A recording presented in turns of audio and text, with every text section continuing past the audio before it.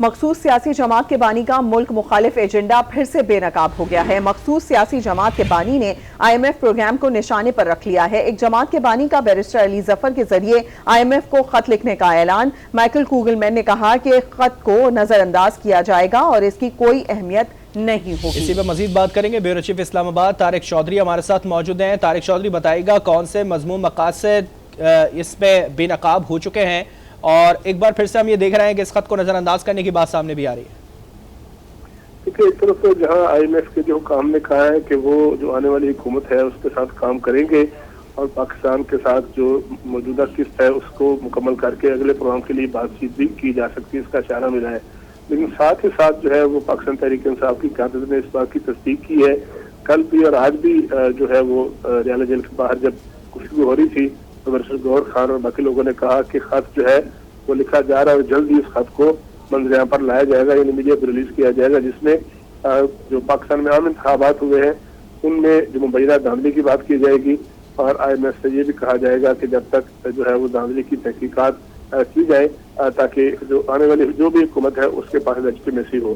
لیکن صورتحال یہ ہے کہ پاکستان کی معیشت اس وقت اتنی مشکل کا شکار ہے اور نگران حکومت نے بڑی کاوشوں سے آئی ایم ایف کی متعدد اقتصاد جو ہے حاصل کی ہیں۔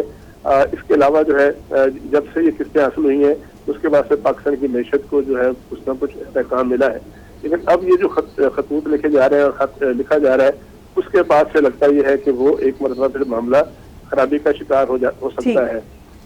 فرق سلیم صاحب جو ہے آئینی ماہر طارق چودھری ہمارے ساتھ رہے گا۔ ماہر معاشیات ڈاکٹر خاقان نجیب صاحب نے بھی ہمیں جوائن کر لیا ہے۔ ڈاکٹر صاحب بہت شکریہ آپ کے وقت کے لیے۔ جاننا چاہیں گے، گزشتہ روز ہم نے دیکھا بیرسٹر علی ظفر کی جانب سے کہا گیا کہ آئی ایم ایف کو خط لکھا جائے گا کہ یہاں پر جو اگلی قسط آنی ہے اس حوالے سے وہ اس کو نظر ثانی کرے، کیونکہ ملک کے اندر گڈ گورننس نہیں ہے۔ آپ کو کیا لگتا ہے، کیا یہ ملک کے حق میں ہوگا؟ میڈم، اس وقت پاکستان کے جو حالات ہیں، پاکستان کے جو ریزرو کی پوزیشن ہے 8 ارب ڈالر کی ہے، 1.5 ماہ کی امپورٹس کو کور کر رہے ہیں۔ یہ بھی تب ہے کہ ہم ایک سٹینڈ بائی ارینجمنٹ میں ہیں جو 9 ماہ کا ایک انٹرم ارینجمنٹ ہے، جس کی وجہ سے قرضہ لے کے ہم نے اسٹیٹ بینک کے ریزروز کو بلڈ کیا ہے۔ پاکستان کا جو اس وقت مالیاتی خسارہ ہے وہ اس سال 8,500 ارب روپیہ ہوگا۔ پاکستان کو ایکسٹرنلی 25 ارب ڈالر اس سال چاہیے، اگلے 2 سال بھی اسی طرح 25 ارب ڈالر کی ریکوائرمنٹ ہے۔ پاکستان آئی ایم ایف کی امبریلا کے بغیر یہ ساری رقوم جمع نہیں کر پائے گا۔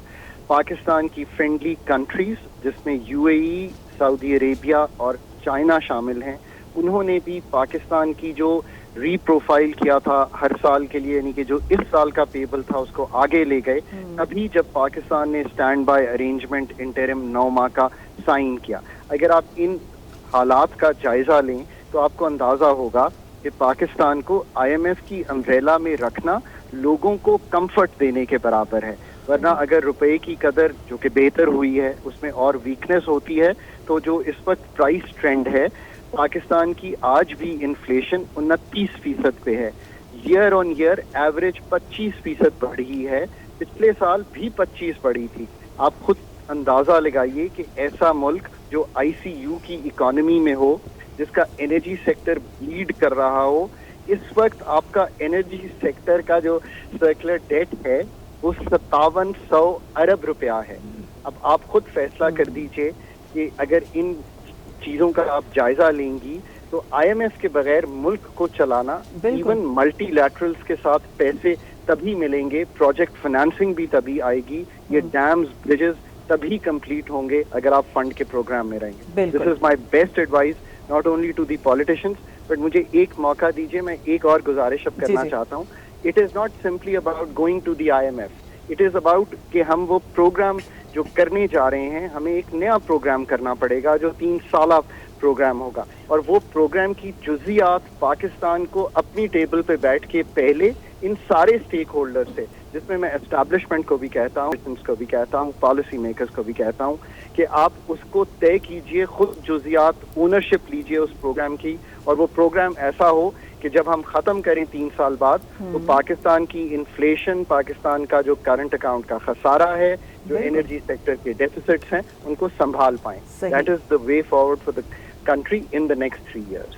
Thank you. Doctor Khaqan Najeeb Sahab ہمارے ساتھ موجود تھے اور طارق چودھری نے بھی ہمیں جوائن کیا تھا۔ آپ دونوں کا بہت شکریہ۔